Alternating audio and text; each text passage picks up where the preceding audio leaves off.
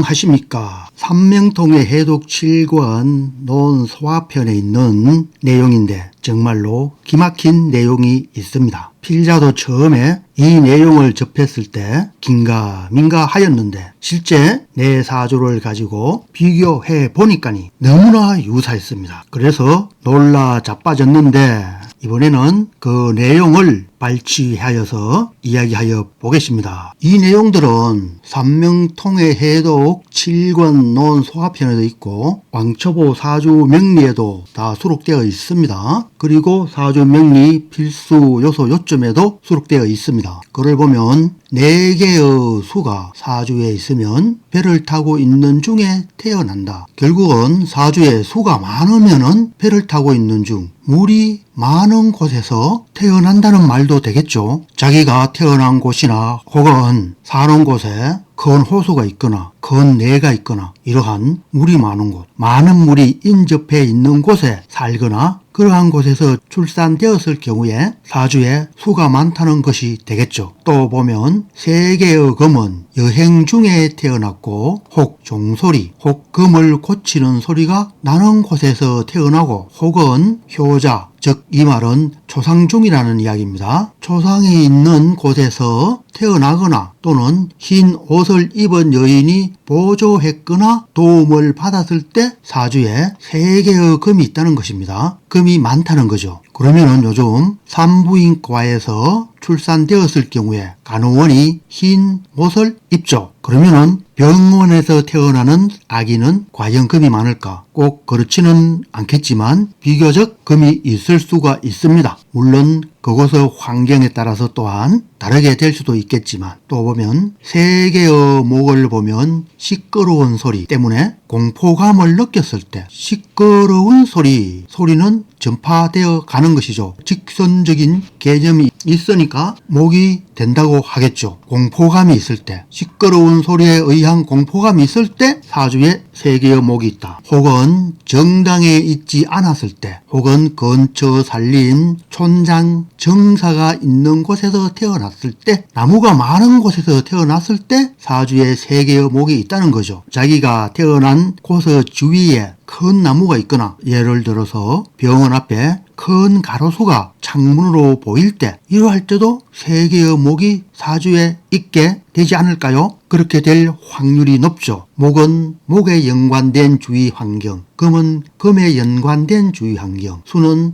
물에 연관된 주위 환경에 의해서 사주에 수가 많거나 금이 많거나 목이 많다는 거죠. 또 3개의 토는 살고 있는 곳의 근처에 무덤, 산 꼭대기, 뚝댐, 토를 쌓아둔 곳, 흙을 사용하는 공사장 등이 주위에 있을 때 많은 토가 사주에 있다는 것입니다. 금 같은 경우는 철로 만든 공장이나 또는 기차가 다니는 철도 이러한 곳도 3개의 금이 사주에 있다고 보면 될 듯 합니다. 그리고 또 기차가 꽥 지나가잖아요. 그러면은 소리가 나잖아요. 그 소리를 들었을 때 마침 아기가 태어날 때 시끄러운 소리가 있으면은 비록 철로 가지만은 3개의 목이 즉 많은 목이 있을 수 또한 있겠죠. 그리고 또 보면 3개의 화는 이웃집에 초상이 있을 때 효자가 있거나 상중일 때 이것은 흰 옷을 입고 자기 집에 초상이 있는 경우를 말하고 이 부분은 자기 집 주위에 초상이 있을 때를 이야기한 것입니다. 사주에 근심, 공포, 이별한 일이 있을 때 태어난 아이의 3개의 화가 있다. 화가 많은 사람은 아기가 태어날 즈음에서 부부가 싸워서 산모가 근심과 공포가 있을 때나 이러할 때는 사주에 화가 많다. 초상이 있을 때도 울음소리 등이 들리겠죠. 그러면은 슬프게 되죠. 슬플 때도 화가 많다. 이별한 일이 있을 때 이별하면은 슬퍼져. 이러할 때 화가 있다. 근심, 공포, 이별, 초상 이러한 때